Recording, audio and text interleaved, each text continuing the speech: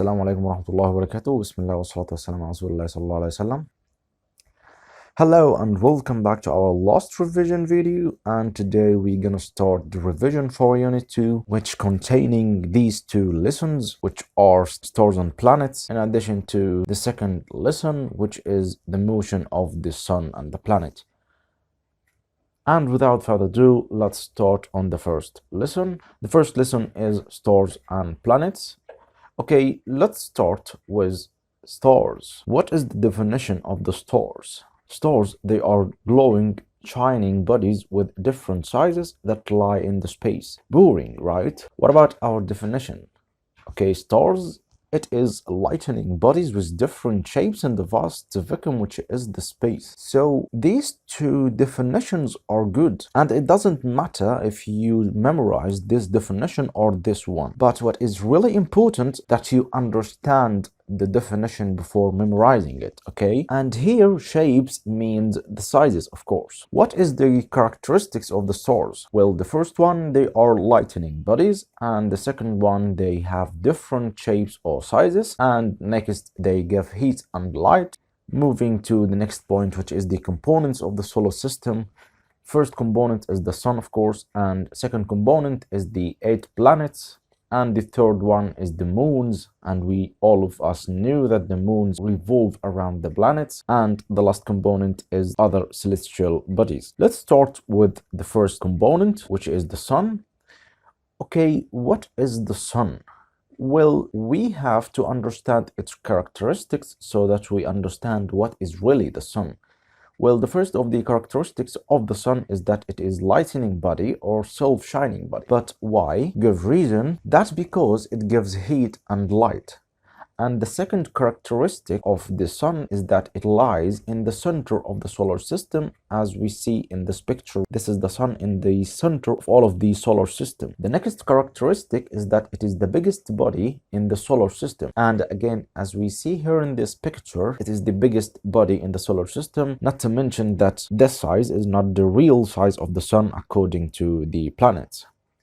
And the next characteristic is that it is a medium-sized star, but it looks the biggest to us. Well, this because the sun is the nearest star to us. If we compare between the sun and the stars, the blue stars in the sky that we see it in the night, we will note that the sun is very large according to these stars. But in the real, there are stars that is much greater than the sun. So the sun is a medium-sized star. Okay, the second component of the solar system is the 8 planets. First, it is Mercury, and then Venus, Earth, Mars, Jupiter, Saturn, Uranus, Neptune. And let's take a look at these planets according to the arrangement with the sun. This is the arrangement of the planets starting from the sun, as we see here.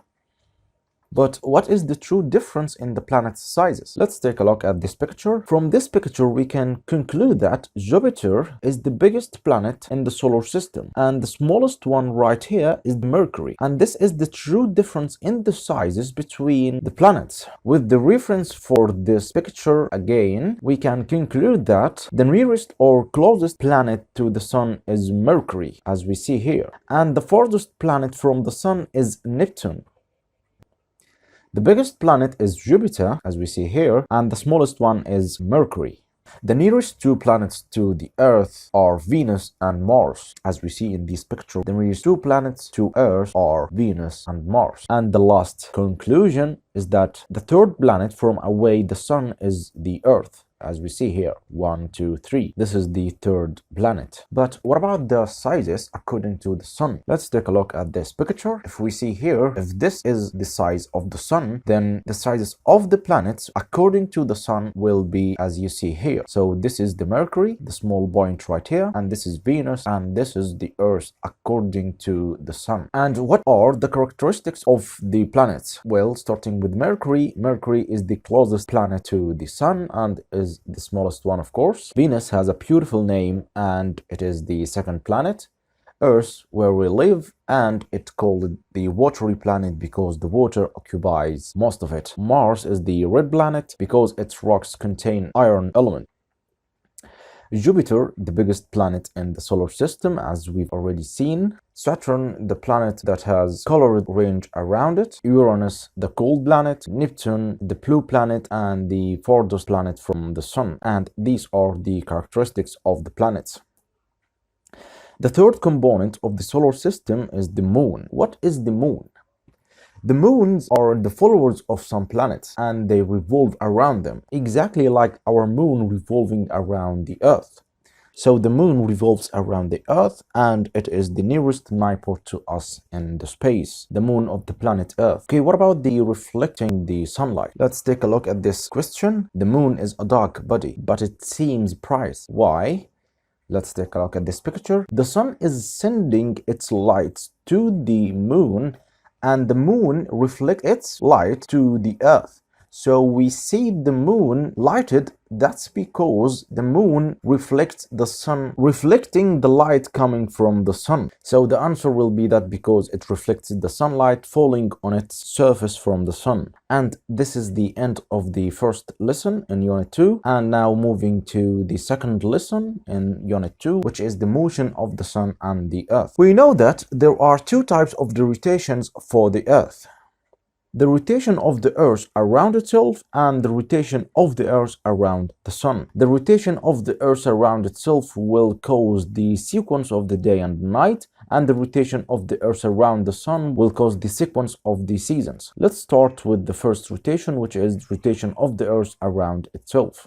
Before we see the rotation of the Earth around itself, we need to focus on this picture right here, and we will notice something, which is that the Earth is rotating around an imaginary tilted line, which is the Earth's axis, and the Earth rotates around itself once each 24 hours. We say that the rotation of the Earth causes the sequence of day and night. Let's take a look at this picture. If we knew that the part that facing the sun is lighted and the part that is not facing the sun is dark. So the lighted part is the day and the dark part is the night. But good to know, as we say now, the Earth's axis is not like that. It is tilted in this way. Okay, last explanation for the rotation of the Earth around itself, explained by this video.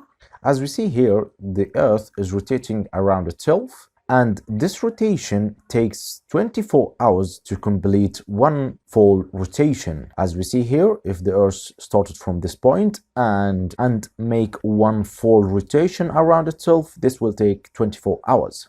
And because of this rotation, one part of the Earth is facing the sun. This part will be the day, and the other part is the night. And because of this rotation around itself, the day and night is always in sequence. Second is the rotation of the Earth around the sun. And before we go and explain this rotation, I want you to get this quick look about how the Earth is rotating around the sun through this video.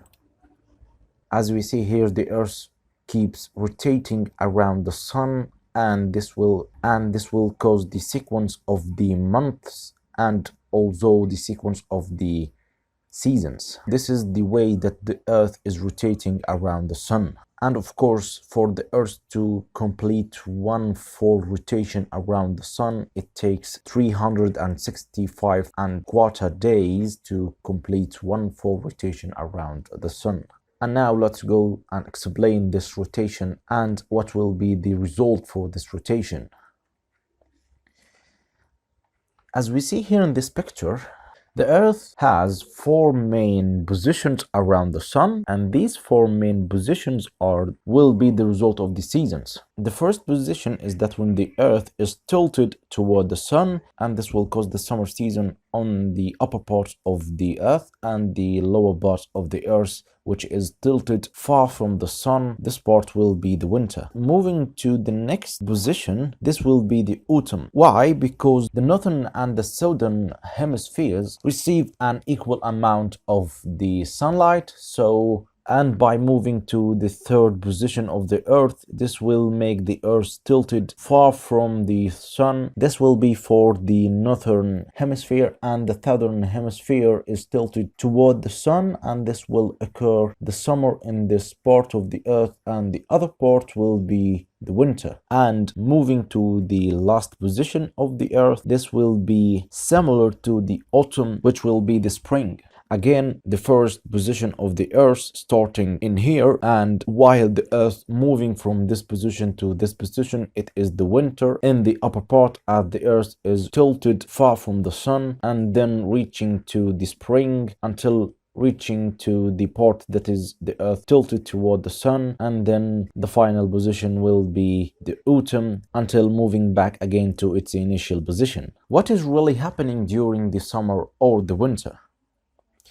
Well, during the summer or the winter, if the earth tilted toward the sun, so the upper part of the earth will be the summer and the lower part of the earth will be the winter. That's because the rays from the sun reaches the upper part, the northern hemisphere, faster than the lower part. So the upper part or the northern hemisphere will be hot and the lower part or the will be cold, and this will create two seasons on the earth. One is the summer, which is the part that is tilted toward the sun, and one is the winter, which is tilted far from the sun. And it is good to know that this will create longer day hours on the northern hemisphere during the summer and longer night hours during the winter. What is happening during the autumn or the spring? Will the earth receive an equal amount of the sun rays, so the hours of the day and the night are equal on both the northern or the southern hemispheres of the earth.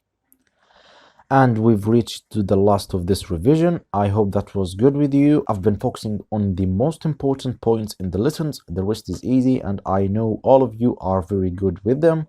And if there is any unclear part, just tell me and I will make sure to explain it in a new video. And that's it. See you in the second term, and goodbye.